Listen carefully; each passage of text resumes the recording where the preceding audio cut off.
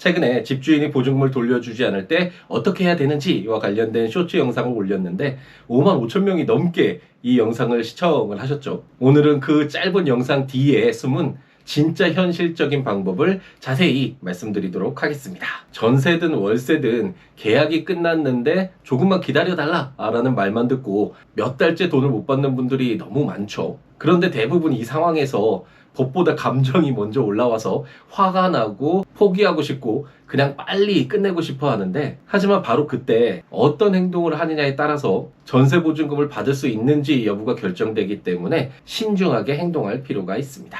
우선 보증금을 받지 못했을 때 임차인이 절대 해서는 안 되는 행동 3가지를 말씀드리도록 하겠습니다. 첫 번째는 임대인의 말만 믿고 무턱대고 보증금을 받기 전에 집을 먼저 비워주어서는 안 된다는 것인데요. 보증금을 못 받았는데 집을 비워주면 점유권을 포기하는 것이 되기 때문에 보증금을 받기 전에는 절대 집을 비워주고 열세를 반납하거나 비밀번호를 알려줘서는 안 됩니다. 주택임대차보호법에서 임차인을 보호하기 위해서 주택을 인도받아서 점유하고 전입신고를 하면 대항력이라는 것을 부여를 해서 집주인이 집을 제3자에게 팔더라도 임차인이 자신의 임차권을 계속해서 주장할 수 있게 되는데, 만일 열세 반납을 해서 점유권을 포기하게 되면 더 이상 대항력이 없기 때문에 만일 집주인이 집을 팔았을 때 그 집에 어떠한 권리도 행사하지 못하는 상황이 발생하게 되죠. 건물의 인도는 무조건 보증금을 받는 것과 동시에 이행되어야 한다라는 점을 꼭 기억하시기 바랍니다. 두 번째는 집주인 말만 믿고 아무런 조치 없이 시간을 보내서는 안 된다는 것입니다.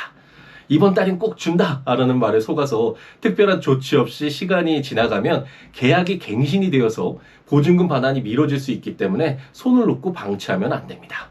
계약은 당사자 합의로 갱신될 수도 있지만 묵시적으로 갱신이 될 수도 있는데요. 임대차 계약에서의 묵시적 갱신이란 임대차 계약 기간 만료 6개월 전부터 2개월 전 사이에 임대인과 임차인 모두 계약 갱신 거절이나 조건 변경 등 별다른 의사표시가 없을 때 기존 계약과 동일한 조건으로 계약이 자동으로 연장되는 것을 말합니다. 따라서 보증금을 받지 못해 어쩔 수 없이 주택에 거주하고 있었던 것인데도 기존의 계약과 동일한 조건으로 계약이 자동으로 연장될 수 있기 때문에 계약을 종료하고 보증금을 돌려받고자 한다면 마냥 상황을 지켜만 봐서는 안 됩니다.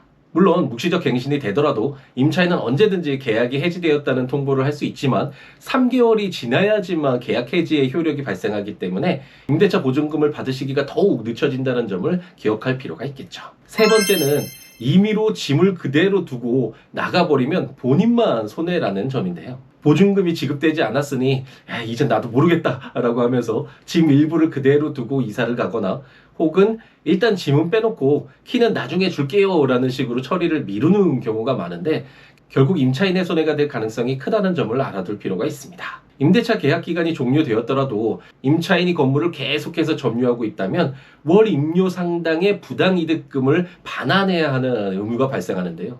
임차인으로서는 임대인이 보증금을 지급하지 않아서 건물 열세를 주지 않았다, 실질적으로 건물을 사용하지 않았고 단지 보증금을 받을 때까지 건물을 인도하지 않았을 뿐이다 라는 등의 항변을 할 수 있고, 이런 주장이 받아들여질 가능성도 있지만 어쨌든 원칙적으로 임대인의 건물을 인도하지 않고 있다면 임차인이 건물을 사용하고 있다라고 보아야 하기 때문에 임료와 동일한 금액을 부당이득금으로 오히려 지급해야 하는 손해가 발생할 수 있다는 점을 기억할 필요가 있습니다.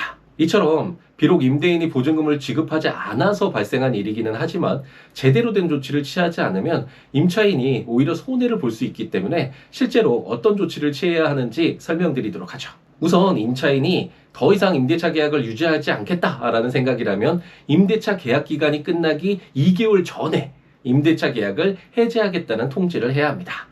내용 증명을 보내는 것이 공적으로 계약 해지 의사가 전해지는 것이어서 좋기는 한데, 내용 증명이 아니더라도 정확한 계약 당사자와 임대차 계약 목적물 표시, 계약 종료일, 임대차 보증금 반환 요청 의사까지 명확하게 기재가 된다면 문자 등을 통해서도 의사를 전달하는 것도 가능하겠습니다. 이후에 임대인으로부터 보증금을 받을 때까지 그 건물에서 거주하면 상관이 없지만 만일 다른 곳으로 이사를 가야 하는 상황이라면 임차권 등기명령 신청이라는 용어를 꼭 기억하시기 바랍니다. 앞서 임차인이 대항력이라는 것을 갖는다는 설명을 드렸는데, 대항력과 더불어서 임차인이 건물을 인도받고 전입신고를 한 뒤에 확정일자를 받게 되면 우선 변제권을 추가로 취득하게 됩니다.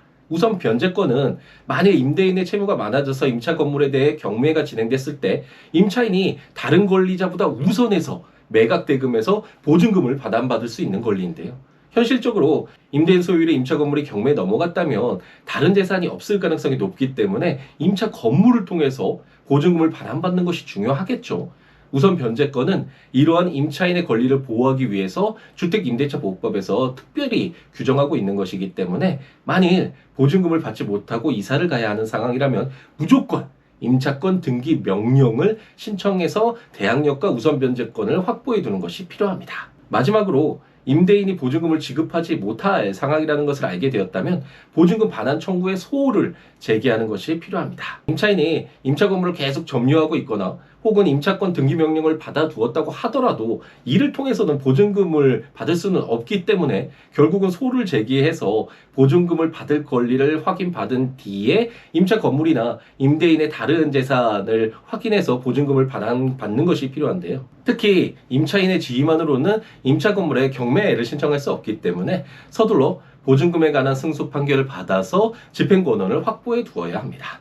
아직 임대차 계약 기간이 끝나지 않았는데요 라고 말하면서 시간을 보내는 분들이 있는데, 소를 제기해도 바로 재판이 진행되지 않기 때문에 보증금을 지급받지 못할 상황이 초래하면 바로 소를 제기하는 것이 좋고, 또한 장래 이행의 소라는 것이 있어서 임대차 계약이 종료될 때까지 보증금을 지급하지 못할 상황이라는 점이 확인되면 적법한 소로 보기 때문에 고민 없이 임대차 계약 기간에 상관없이 법적 절차를 취하는 것이 필요합니다. 아무래도 소를 제기하는 것이 쉽지 않다 보니 상황을 지켜보느라 계약 기간이 종료되고 한참 뒤에 소를 제기하는 경우가 있는데, 앞서 말씀드린 바와 같이 계속해서 월 임료 상당의 금액을 부당 이득금으로 반환해야 하고 이것이 이제 임대차 보증금에서 공제가 되겠죠. 그렇기 때문에 서둘러 소를 제기해서 법적 절차에 따라서 보증금을 지급받을 수 있도록 하는 조치를 취하는 것이 필요합니다. 전세계약은 우리나라의 독특한 제도인데 보증금의 액수가 크다는 점에서 상당한 위험 부담이 있는 제도라고 할 수 있습니다. 전세 보증금을 반환받지 못하면 한 가정이 휘청거릴 수 있는 큰 문제가 되니까요.